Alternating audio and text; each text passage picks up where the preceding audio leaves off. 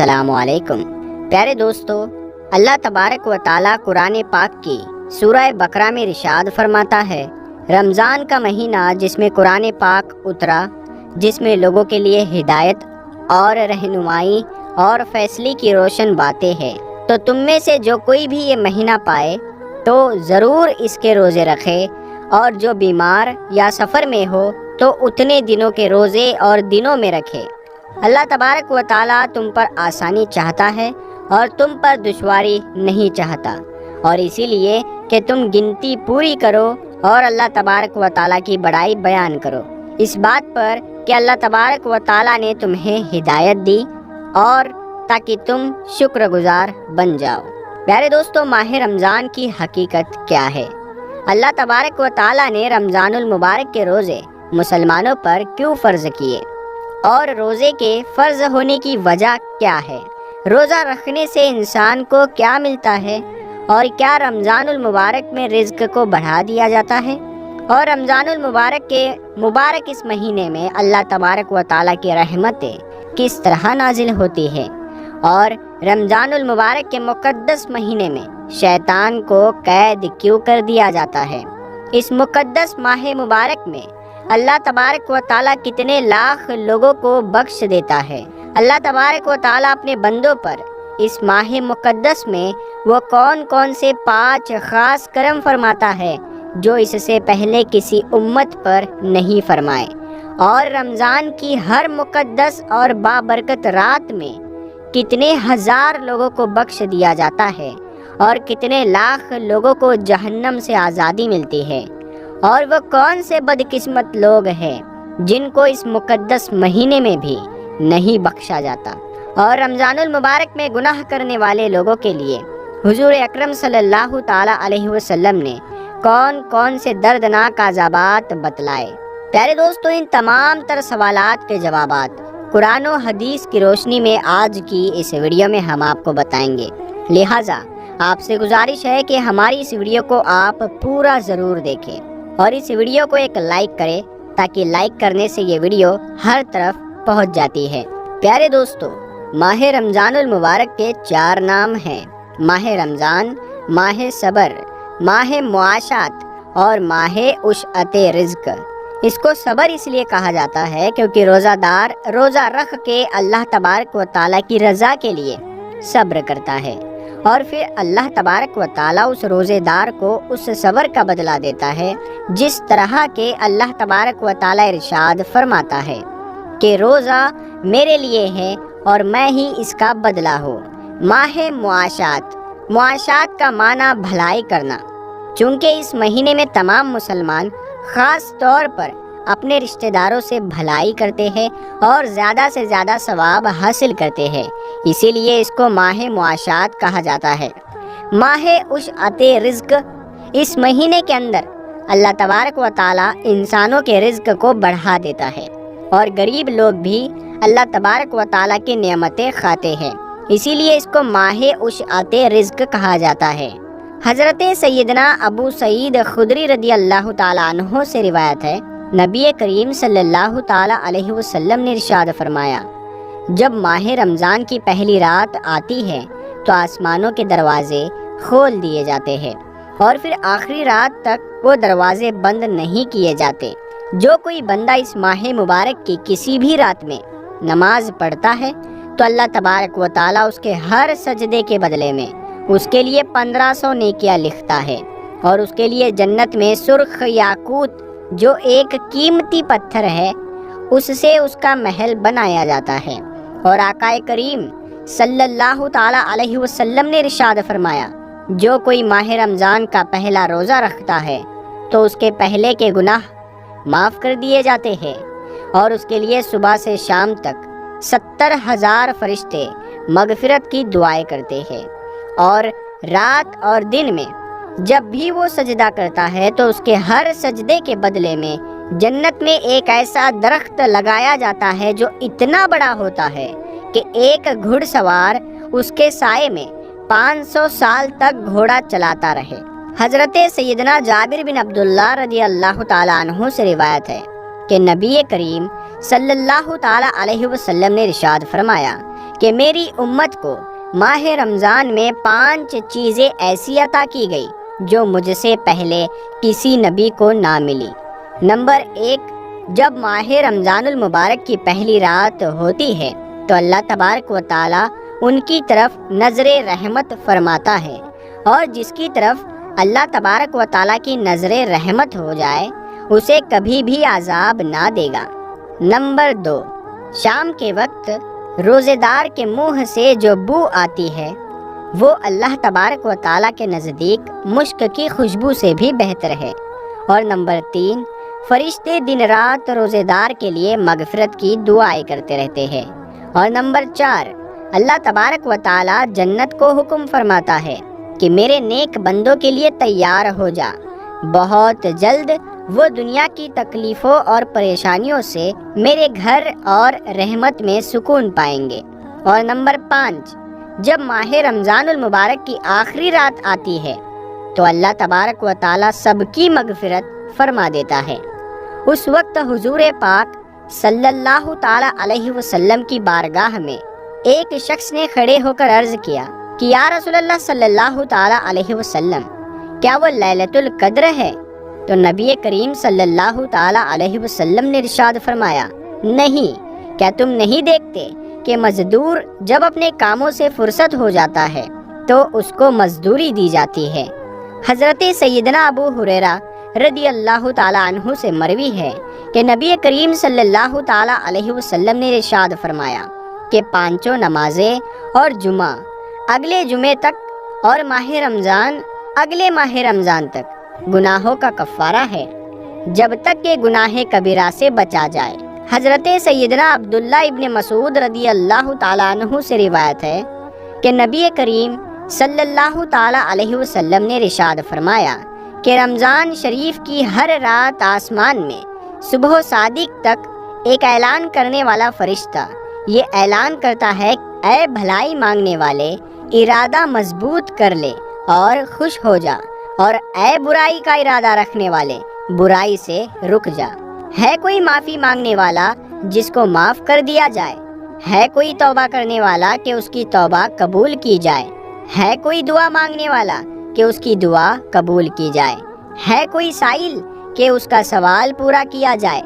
اللہ تبارک و تعالی رمضان المبارک کی ہر رات میں افطار کے وقت 60,000 گنہگاروں کو جہنم سے آزاد کر دیتا ہے، اور عید کے دن سارے مہینے کے برابر گنہگاروں کو بخش دیا جاتا ہے۔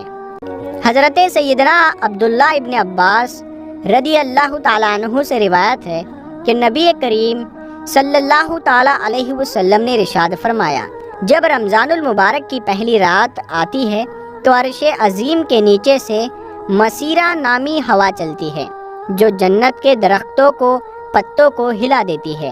اس ہوا کے چلنے سے ایسی خوبصورت آواز پیدا ہوتی ہے کہ اس سے بہتر آواز آج تک نہیں سنی گئی۔ اس خوبصورت آواز کو سن کر بڑی بڑی آنکھوں والی خوبصورت حوریں ظاہر ہوتی ہیں، جہاں تک کہ وہ جنت کے اونچے محلات پر کھڑی ہو جاتی ہے، اور وہ حوریں کہتی ہے کہ ہے کوئی جو ہم کو اللہ تبارک و تعالیٰ سے مانگ لے اور ہمارا نکاح اس سے ہو جائے۔ پھر وہ حوریں دروگائے جنت سے کہتی ہے کہ آج یہ کیسی رات ہے؟ اس وقت جنت کے دروگا حضرت رضوان علیہ السلام حوروں سے کہتے ہیں، یہ ماہ رمضان المبارک کی پہلی رات ہے، جنت کے دروازے امت محمدیہ کے روزے داروں کے لیے کھول دیے گئے ہیں۔ پیارے دوستو، روایت میں آتا ہے کہ جب رمضان المبارک کا مہینہ آتا ہے تو نبی اکرم صلی اللہ تعالی علیہ وسلم کا رنگ مبارک بدل جاتا اور آپ عبادت زیادہ کرتے اور اللہ تبارک و تعالیٰ کی بارگاہ میں خوب دعائیں مانگا کرتے۔ حضرت سیدنا ابو ہریرہ رضی اللہ تعالیٰ عنہ بیان فرماتے ہیں کہ نبی اکرم صلی اللہ تعالیٰ علیہ وسلم نے ارشاد فرمایا، جب رمضان آتا ہے تو جنت کے دروازے کھول دیے جاتے ہیں اور دوزخ کے دروازے بند کر دیے جاتے ہیں اور شیاطین کو زنجیروں میں جکڑ دیا جاتا ہے۔ پیارے دوستو، اور رمضان المبارک کا مہینہ وہ بابرکت مہینہ ہے جس میں اللہ تبارک و تعالیٰ چاہتا ہے کہ میرا بندہ زیادہ سے زیادہ میری عبادت کرے اور میری رضا حاصل کر لے۔ اسی وجہ سے اللہ تبارک و تعالی رمضان المبارک میں شیاطین کو قید کر دیتا ہے تاکہ شیطان مردود میرے اور میرے بندے کے راستے میں نہ آئے، میری عبادت کر کے زیادہ سے زیادہ میرا نزدیکی حاصل کر لے۔ لیکن بد نصیب ہے وہ لوگ جو اس ماہ مقدس میں بھی اپنی خواہشات کے پیچھے لگے رہتے ہیں اور اللہ تبارک و تعالیٰ کی رضا والے کام چھوڑ دیتے ہیں، اور اس ماہ مقدس کو بھی گناہوں کے اندر گزار دیتے ہیں، جبکہ اللہ تبارک و تعالیٰ شیطان کو بھی اس پاک مہینے میں قید فرما دیتا ہے۔ اس کے باوجود بھی لوگ گناہوں میں ڈوبے رہتے ہیں۔ پیارے دوستو، حضور اکرم صلی اللہ تعالیٰ علیہ وسلم نے ارشاد فرمایا کہ جو لوگ اس بابرکت مہینے میں بھی اپنی بخشش نہ کروا سکے تو وہ کب کروائیں گے؟ پیارے دوستو، جو لوگ ماہ رمضان المبارک میں بھی گناہوں سے باز نہیں آتے، اس کے بارے میں حضور نبی کریم صلی اللہ تعالیٰ علیہ وسلم نے کیا ارشاد فرمایا؟ چنانچہ حضرت سیدنا ام ہانی رضی اللہ تعالیٰ عنہا سے روایت ہے کہ نبی اکرم صلی اللہ تعالیٰ علیہ وسلم نے ارشاد فرمایا کہ میری امت ذلیل و رسوا نہ ہوگی جب تک وہ ماہ رمضان کا حق ادا کرتی رہے گی۔ تو حضور پاک صلی اللہ تعالیٰ علیہ وسلم کی بارگاہ میں عرض کیا گیا کہ یا رسول اللہ صلی اللہ تعالیٰ علیہ وسلم، رمضان کے حق کو ضائع کرنا اور امت کا ذلیل و رسوا ہونا کیا ہے؟ تو نبی اکرم صلی اللہ تعالیٰ علیہ وسلم نے ارشاد فرمایا کہ ماہ رمضان میں حرام کاموں کا کرنا، اور پھر فرمایا کہ جس نے ماہ رمضان میں زنا کیا یا شراب پی تو اگلے رمضان تک اللہ تبارک و تعالی اور جتنے اللہ تبارک و تعالی کے فرشتے ہیں سب اس پر لعنت کرتے رہیں گے۔ پس اگر یہ شخص اگلے ماہ رمضان سے پہلے مر گیا تو اس کے پاس کوئی ایسی نیکی نہ ہوگی جو اسے جہنم کی آگ سے بچا سکے۔ پس تم ماہ رمضان کے معاملے میں ڈرو، کیونکہ جس طرح اس ماہ رمضان کے مہینے میں نیکیاں بڑھا دی جاتی ہے، اسی طرح گناہوں کا بھی معاملہ ہے۔ پیارے دوستو، اب بات کرتے ہیں کہ روزہ رکھنے کا مقصد کیا ہے اور روزہ کس پر فرض ہے، اور وہ کون سے لوگ ہیں جن کو رمضان میں روزہ چھوڑنے کی اجازت ہے۔ چنانچہ اس کے متعلق اللہ تبارک و تعالیٰ قرآن پاک کی سورہ بقرہ میں ارشاد فرماتا ہے، اے ایمان والو، تم پر روزے فرض کیے گئے ہیں جیسے کہ اگلوں پر فرض کیے گئے تھے، تاکہ تم پرہیزگار بن جاؤ، اور یہ گنتی کے دن ہے تو تم میں جو کوئی بیمار ہو یا سفر میں ہو تو اتنے روزے اور دنوں میں رکھے، اور جنہیں اس کی طاقت نہ ہو تو اس کے بدلے میں ایک مسکین کو کھانا، اور پھر جو اپنی طرف سے نیکی زیادہ کرے تو اس کے لیے بہتر ہے، اور روزہ رکھنا تمہارے لیے زیادہ بھلا ہے اگر تم جانو۔ پیارے دوستو، قرآن پاک کی اس آیت کریمہ میں اللہ تبارک و تعالیٰ نے روزہ رکھنے کا مقصد بیان فرمایا کہ اے ایمان والو، تم پر روزے فرض کیے گئے تاکہ تم متقی اور پرہیزگار بن جاؤ۔ اسی آیت کریمہ میں اللہ تبارک و تعالیٰ نے ان لوگوں کا بھی ذکر فرمایا جن کو رمضان میں روزہ چھوڑنے کی اجازت ہے۔ اللہ تبارک و تعالیٰ نے ارشاد فرمایا کہ اگر تم بیمار ہو یا سفر پر ہو۔ اس آیت کریمہ سے پتہ چلا کہ مسافر پر روزہ فرض نہیں، جو شرعی سفر پر ہو اس کو روزہ چھوڑنے کی اجازت ہے، اور جو اتنا بیمار ہو کہ روزہ نہیں رکھ سکتا اس کو بھی اللہ تبارک و تعالیٰ نے روزہ چھوڑنے کی اجازت عطا فرمائی ہے۔ کہ اللہ تبارک و تعالیٰ ارشاد فرماتا ہے کہ میں تم لوگوں پر تنگی نہیں چاہتا، آسانی چاہتا ہوں۔ پیارے دوستو، جس طرح اللہ تبارک و تعالیٰ نے ہر مسلمان پر نماز فرض فرمائی، اسی طرح اللہ تبارک و تعالیٰ نے ماہ رمضان المبارک کے روزے بھی فرض فرمائے، اور یہ ہر مسلمان مرد و عورت عاقل بالغ پر فرض ہے۔ اب دوستو، رمضان ختم ہونے سے پہلے آپ کو یہ 3 کام ضرور کرنے ہیں۔ رمضان المبارک اللہ کا عطا کیا ہوا ایک خوبصورت لمحات والا مہینہ اب ہم سے رخصت ہو رہا ہے اور اپنے پیچھے عید کی خوشخبری چھوڑ کر جا رہا ہے، لیکن کیونکہ رمضان کا آخری دن جب آئے گا تو ہم لوگوں کو ان 3 باتوں کا خیال رکھنا چاہیے۔ پہلا ہے شکر۔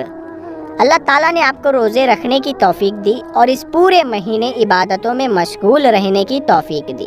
اس کا شکریہ ضرور ادا کریں، کیونکہ بہت سارے لوگ ایسے ہیں جو روزہ نہیں رکھ رہے تھے یا رکھنا چاہتے تھے لیکن کسی بیماری یا مجبوری کی وجہ سے نہیں رکھ پائے، تو اگر اللہ تعالیٰ نے آپ کو رمضان کا حق ادا کرنے کی توفیق دی ہے تو آپ پر شکرانہ واجب ہے۔ نمبر 2، استغفار۔ استغفار کا مطلب ہوتا ہے اللہ سے اپنے گناہوں کی معافی چاہنا۔ جس طرح حرم شریف جیسی جگہ پر کیے گئے گناہ کا عذاب کئی گنا ہوتا ہے، اسی طرح رمضان جیسے مقدس مہینے میں اگر ثواب کئی گنا ملتا ہے تو عذاب بھی کئی گنا ہوتا ہے۔ اور پھر انسان تو خطاؤں اور غلطیوں کا پتلا ہے ہی، اس سے غلطیاں ہو جاتی ہے، کبھی جان بوجھ کر اور کبھی انجانے میں۔ اس لیے ہمیں چاہیے کہ رمضان ختم ہونے سے پہلے اللہ سے اپنے گناہوں کی بخشش چاہے، کیونکہ ابھی رحمت کی بارش تھمی نہیں ہے، اس کا بھرپور فائدہ اٹھائے۔ نمبر 3، انعام کی رات کی عبادت۔ عید کی چاند رات ایک عبادت کی رات ہوتی ہے جس کا نام لیلۃ الجائزہ ہے، جس کا مطلب ہے انعام کی رات، اور اس رات میں اللہ تعالیٰ پورے مہینے میں کی گئی عبادتوں کا انعام عطا فرماتے ہیں، اور یہ کہتے ہیں کہ ہے کوئی مجھ سے مانگنے والا جس کو میں عطا کروں، اور ہے کوئی بخشش مانگنے والا جس کو میں بخش دوں۔ تو ایسا بہترین موقع پورے سال نہیں آئے گا، اس کو غنیمت جانے اور اس کو شاپنگ اور دوسرے غیر ضروری کاموں میں نہ لگائے، اور چاند رات کو سونے سے پہلے رات کا تھوڑا سا حصہ اللہ کی عبادت اور دعا میں لگا دے۔ کچھ کہا نہیں جا سکتا کہ یہی رات آپ کی زندگی کے لیے بہت اہم ثابت ہو جائے۔ اس خیر کی بات کو پھیلانے میں بھی آپ حصہ ضرور لیں۔